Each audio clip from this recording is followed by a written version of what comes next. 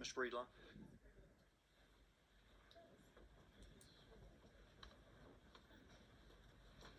Before we begin, can I ask how many have signed up for the pro side?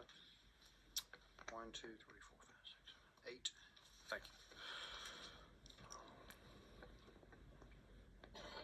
My name is Jeff Breedlove. I'm a person in long-term recovery from 30 years of active addiction. It is my great privilege to be here today on behalf of the Georgia Council for Recovery and for two coalitions representing over 60 organizations active in communities across our state, the Mental Health Policy Partnership and the Substance Use Disorder Policy Partnership.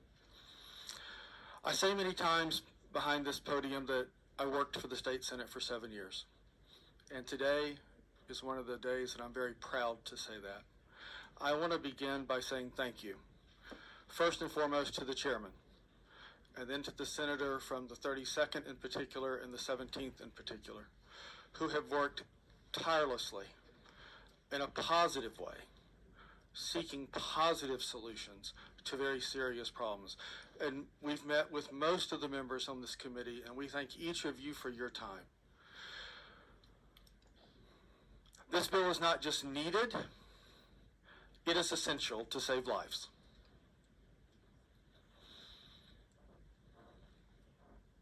I'm a sinner. You see, I'm a follower of Jesus Christ, and I'm saved by his blood and his sacrifice on the cross. But let me tell you this, I'm no doctor, and I didn't stay at a Holiday Inn Express last night, but I know one thing. Having a medical issue, having a disease is not a sin.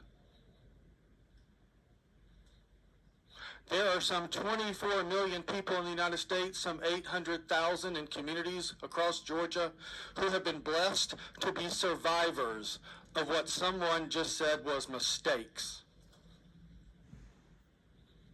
Last year, the CDC tells us, I'm sure some people don't trust the CDC, but they tell us that some 108,000 people died from opioid overdoses alone. That's not even getting into alcohol and all the other substances. Let me tell you what that means to you. If the Braves filled up Truist Field, if the Falcons sold out Mercedes-Benz and the Hawks sold out State Farm Arena on the same day, you'd be right at about 108,000 people. This is not about politics. This is not about emails that contain misinformation, about things alluded in federal and state law which simply are not true. Now, I don't talk about my professional background in politics, and that would be improper, but you know it. This is not a Republican issue or a Democrat issue. This is a life and death issue.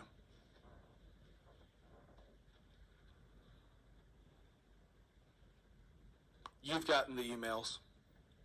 You know what's true and not true. You know who is working positively to save lives in your districts, and you know who's playing politics. It's a time for choosing in the Senate. Are we going to advance a bill to save lives? Or are we going to listen to conspiracy theories, insults, and allegations, and inaccuracies, and character assassinations? I know the Senate will do the right thing. Because at the core of this, when you go to a funeral of a constituent in your district, nobody's going to ask if they voted Republican or Democrat. Do we need the private sector to help? You bet we do. Georgia is the #1 state to do business in the nation. There's good businesses doing good work in the private sector today, and they desperately need the state to do more. There's good people in the faith community, at places of houses of worship of all denominations, breaking stigma every day to do good work in this area of behavioral health, mental health, and addiction. But they need the government to help. I'm not fearful of the government. I don't distrust the government.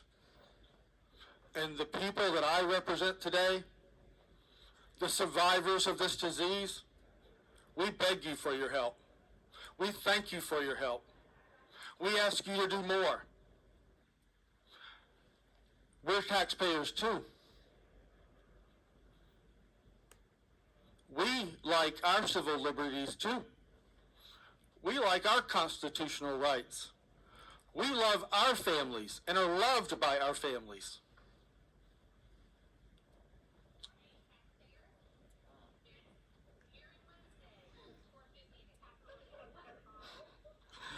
It's not overreaching. Let me conclude by saying this.